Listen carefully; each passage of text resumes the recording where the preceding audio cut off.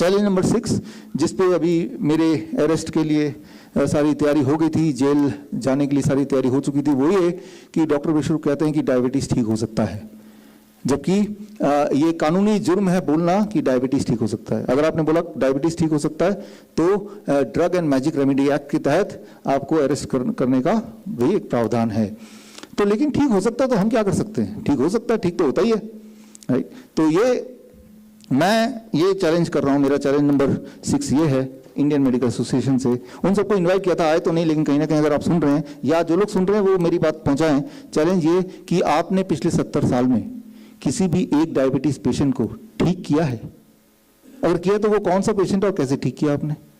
पूरे IMA, पूरे allopathic lobby मिलके पिछले 70 ईयर्स में एक भी पेशेंट को ठीक किया हो तो बता दो, और कैसे ठीक किया, राइट?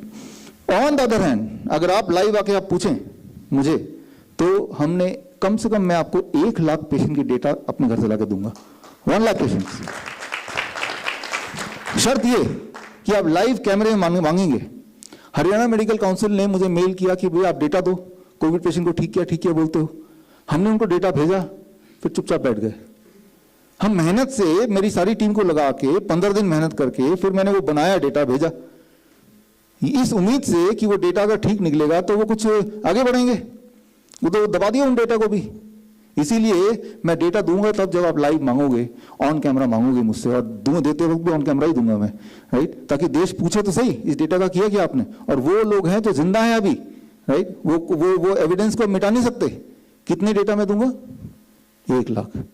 आप पूरे लॉबी ने मिलकर पिछले 70 साल में एक डायबिटीज पेशेंट ठीक नहीं किया, और मैं अकेले 1 लाख पेशेंट का डेटा, 1 लाख तो मिनिमम है जो मेरे पास डेटा मैं प्रोवाइड कर सकता हूँ, राइट? 1 लाख। और फिर भी वाई शुडंट आई से डायबिटीज कैन बी क्योर्ड? क्यों ना मैं बोलूं डायबिटीज क्योर हो सकता है? जरूर हो सकता है, इवन इफ ये उल्लंघन है, वो जो एक्ट है उसका, अगर आपके हिसाब से, जिसके हिसाब से जेल भी हो सकता है। और ना केवल मैंने पेशेंट ठीक किए, और ये विश्वरूप.com/type1 केस स्टडी में जाएंगे तो मेरे पेशेंट जो ठीक हुए हैं उनकी केस स्टडी रेपुटेड जर्नल में प्रिंट भी हुआ है, मेन स्ट्रीम मेडिकल जर्नल्स में। तो वो जर्नल देख लो, जर्नल की भाषा समझ आती है तो पेशेंट की भाषा समझ आती है, पेशेंट देख लो, टेस्टिमोनियल। या फिर एक और तरीका है कि आप अपने हिसाब से कोई भी एक डायबिटीज पेशेंट हमें दे दो, और 15 दिन बाद वापस ले लो उस पेशेंट को, देखो वो ठीक होता है कि नहीं होता है, राइट? सो 15 दिन तो 20 दिन लग जाएंगे, इतना ही लगेगा। तो डायबिटीज ठीक होता है। और लेकिन अब ये सब आया कहाँ से कि भाई ये एक्ट आया कहाँ से? 1954 act, drug and magic remedy act की दवाइयाँ ठीक, ये कि कोई बोल नहीं सकता, ये एक्ट आया कहाँ से? ये जानना आपके लिए बहुत ज़रूरी है, क्योंकि बहुत खतरनाक बात है जो आप तक मैं पहुँचाना चाहता हूँ। वो ये कि 1930 की बात है, जब देश गुलाम था, तब अंग्रेजों ने देखा कि यहाँ पे जो है घरेलू दवाई आयुर्वेद से लोग ठीक होते हैं, फिर तो उन्होंने नाम दिया ये बाजार मेडिसिन, मतलब फालतू का मेडिसिन, कि लोग तो बाजार मेडिसिन खा के ठीक हो जाते हैं, एलोपैथी को कोई पूछता नहीं है, मॉडर्न मेडिसिन को कोई पूछता नहीं है, उनके ब्रिटिश से आए हुए मेडिसिन को पूछता नहीं है। तो उन्होंने कमेटी बनाई 1930 में, कमेटी का नाम दिया द ड्रग इंक्वायरी कमेटी 1930, और उस कमेटी को ये काम दिया, आप किसी भी तरह से बाजार मेडिसिन से लोगों का विश्वास हटाओ, ताकि वो जो हमारी दवाइयाँ वो लेना शुरू कर दे। ये एक काम दिया उनको, और ये काम उन्होंने 10 साल में पूरा किया। 10 साल बाद ड्रग एक्ट 1940 आया, राइट? तब भी देश गुलाम था, और उसके वही जो ड्रग एक्ट 1940 है वही बन गया drug and magic remedy act 1954।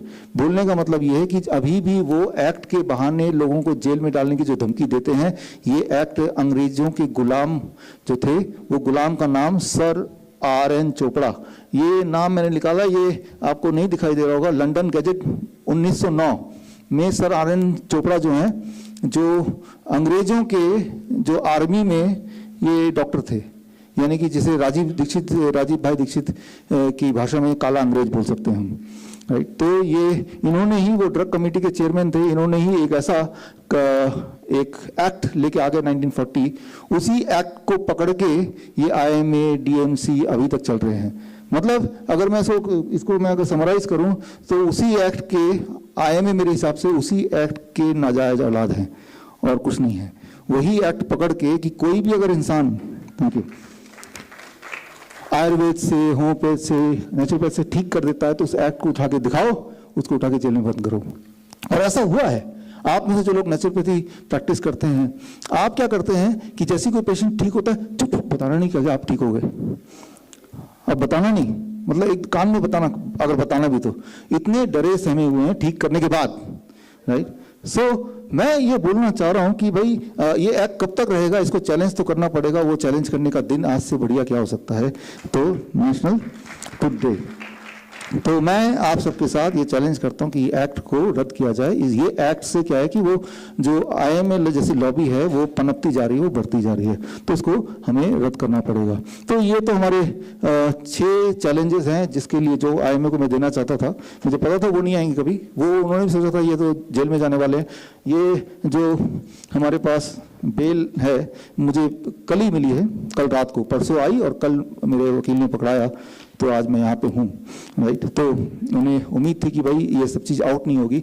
अब मैं अगला 2 मिनट और लूँगा और एक ऐसी बात बताऊँगा आपको जो अगर आपने हर देशवासी तक नहीं पहुँचाई तो मैं आपको बता सकता हूँ जिस गुलामी से हम निकले थे, आप भगवान न करे वही गुलामी पे हम दोबारा चले जाएं। और वो ये देखिए,